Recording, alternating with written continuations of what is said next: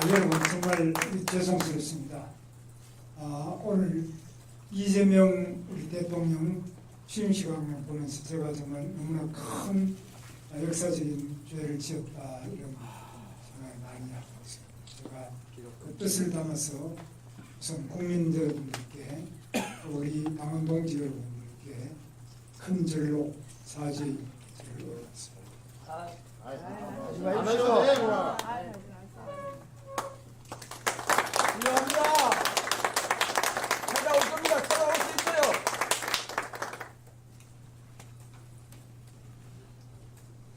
있어요. 저는 이번에 이 선거를 하면서 그리고 정말 국민들이 대부분 원하지 않던 이재명 대통령이 오늘 취임을 하게 되는 과정을 보면서 역사는 이렇게 하는구나 생각하고 제가 왜 이렇게 되었을까를 깊이 생각을 해봤습니다.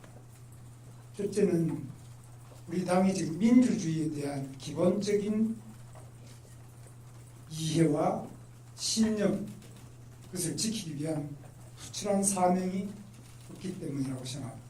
그것이 바로 계엄이라는 상상할 수 없는 일로 나타났습니다. 저는 지금 이 시대에 계엄이 왜 필요했는지, 그것이 무슨 결과를 가져왔는지 이미 다 판명이 났습니다. 그런데 그걸 우리 당이 그 계엄을 했던 우리 대통령을 뽑았고 또 우리 대통령의 뜻이 당에 많이 일방적으로 많이 관철된 것에 대해서 깊은 자성이 필요하다. 앞으로 절대로 이런 식의 계엄은 다시는 있어서는 안 된다. 뭐 어느 당이 뭐라 그런다 이런 것이 아니라 우리 스스로도 이건 아니다. 정치라는 것은 목표도 중요하지만 그 수단이 매우 중요한데 전혀 적절치 않은 수단을 이렇게 쓰게 되도록 우리가 그냥 말릴 수 없었던 또 그것을 제어하는 힘이 우리 내부에 없었다는 점에 대해서 매우 큰 문제가 있다고 보죠. 그래서 민주주의의 가장 기본이 되는 것에 대해서는 양보할 수 없고 타협할 수 없고 단호한 거부와 또 때로는 단호한 그 수단의 선택이 필요한데 이 부분이 가장 큰 문제라고 생각합니다. 두 번째는 우리 당이 당내 민주주의가 무너졌다고 생각합니다.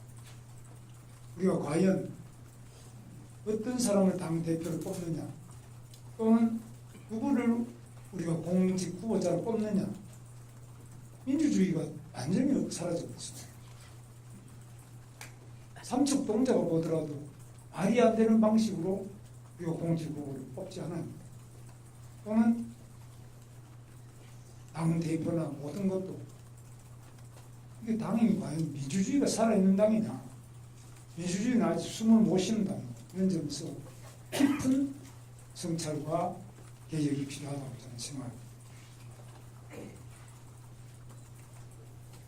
두 번째로 우리 경제와 민생에 대한 우리 당의 투철하고 확고한 자기 역할이 필요한데 이 부분이 지금 사실 민주당이 이제 경제는 민주당이다 이런 이야기를 하는데 뭐 있을 수 없는 이런 포스터가 의원회관에 붙어있는 거 저는 굉장히 놀랐는데 그동안에 제가 당을 알기로는 경제는 당연히 국민의힘이다.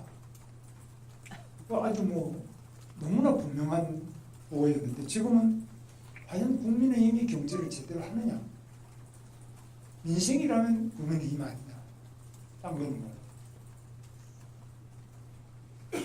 이런 점에서 우리 당 자체가 세계 경제의 그 흐름과 또 국내 경제의 구조적인 발전 전략에 대해서 확고한 비전을 가지고 확고한 전략을 가지고 경제 정책을 밀고 나가는 그런 당이냐 그것이 국민들에게 믿음을 주고 경제가 위기면 당연히 국민의 힘을 뽑아야지. 국민의힘에는 경제 전문가가 있지.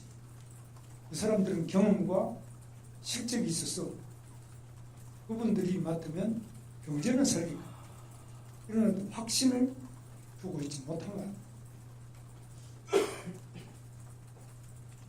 세 번째는 외교 안보에 대해서도 마찬가지로 지금 핵무기와 한미동맹, 각 한미일 외교 또는 여러 가지 외교 부분에서도 우리가 확고한 우위를 주고 있느냐.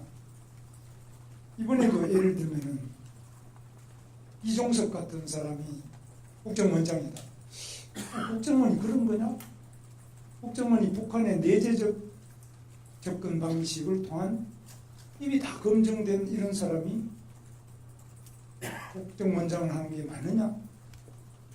저는 굉장히 불안하고 의심이 많이 들었어요. 야, 벌써 시작이구나. 국무총리 김민석도 마찬가지입니다. 이 사람들이 과연 우리 대한민국을 통합으로 가져가느냐? 대한민국을 어디로 가져갈 거냐? 저는 굉장히 불안하고 여기에 대해서 그러면 누가 이것을 제대로 대안으로 제시하고 바로 가져갈 수 있냐? 이건 국민의힘 외에는 없지 않습니까? 공무원은 절대 알아도 말을 안 합니다. 결국 남은 게 기업도 말 안 하고 공무원도 말 안 하고 그렇다고 뭐 사법부에서 말하겠습니까? 국민의힘이라는 정당밖에 없는 거예요. 그럼 여기서 과연 명확한 인식을 가지고 명료하게 다른 대안, 확고한 어떤 비판을, 대안적 비판을 하고 있느냐. 저는 굉장히 한번 생각해 봐야 될 점이고 이런 점에서 우리가 깊이 좀 돌아봐야 될 점입니다. 그리고 무엇보다도 우리 당이 지금 민심의 움직임, 연장, 가장 생생하게 살아 움직이는 그 골목골목의 민심을 얼마나 반영하느냐. 그 민심을 반영할 수 있는 시스템 자체가 의원부터 시도의원 또는 시장군수구청장, 시도지사 또 당의 국회의원님들 이렇게 이게 쭉 시스템으로 구축되어 있느냐. 그런 점에서 굉장히 깊이 생각을 해봐야 될 점입니다. 저는 그게 굉장히 약하고 동떨어진 현장과 밀착하지 않고 동떨어진 점 이런 것들이 이제 선거 결과로 나타나는 거라고 저는 생각합니다. 단순히 뭐 열심히 뛴다 안 뛴다 이런 것이 아닙니다. 그래서 우리는 근본적으로 밑바탕이 가장 민주주의의 그 뿌리 그리고 제일 밑에서부터 이거 어떻게 시스템으로서 구축돼서 중앙당이 작동하고 그것이 가장 관료적이지 않게 민감하게 유연하게 민심을 수렴하고 민심에 우리들이 정확한 뜻이 전달이 됩니다. 이런 것들에서 아까 이제 모든 김영주 비대위원장님과 주요한 발언자들 말씀하신 거하고 저는 같은 맥락인데 그래서 우리끼리 지금 또 이제 다투는 것도 어느 정도 다투고 어느 정도까지는 다투지 않아야 되느냐 이런 부분도 어떤 룰 자체가 확립이 안 돼 있다고 저는 생각합니다. 아무리 부부간에도 서로 다투지 않습니까? 그러나 다투어야 될 때가 있고 또는 다투지 말아야 될 때도 있고 의견 차이를 어떻게 하냐 이런 부분에서 좀 더 민주적이고 의심탄회한 우리 나름대로의 룰이 있어야 되잖아요. 당 내에서 서로 간에 당원 내부의 동지들 사이의 문제와 그렇지 않고 지금 선거랑 또 대선이라는 큰 일전을 해야 될 이런 상태에서 그걸 어떻게 원만하게 잘 가져가는 이런 부분이 저는 굉장히 아쉽게 생각합니다. 저는 뭐 여러 가지 말씀을 드리지만 결론은 제가 회장으로서 할 말도 없고 정말 송구스럽고 이 자리에 계시는 분들 제가 민주당이 그 어떤 것보다도 개인적으로 탁월하고 훌륭한 분들이 많이 계시고 제가 되었더라니 홍준표는 저 사람보다는 우리 당에 있는 누가 더 좋은데 그런 생각을 제가 많이 해요. 그러나 제 부족함으로 많은 기회를 놓치게 됩니다. 국민들이 그로 인하여 고통받고 앞으로 상처받을 국민들이 생각하는 송구스러운 말 수 없습니다. 다시 한번 저희 부족함으로 이러한 패배를 안겨드립니다. 그래서 용서해 주시고 다시 한번 이 절망하는 우리 국민들에게 우리 모두가 심기일전해서 대한민국에 그래도 희망이 있다.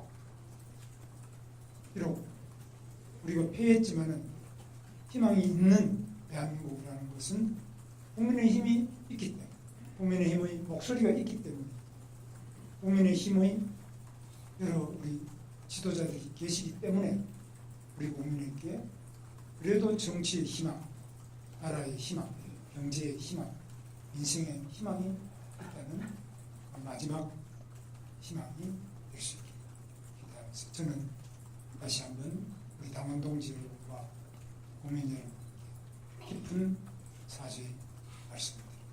감사합니다.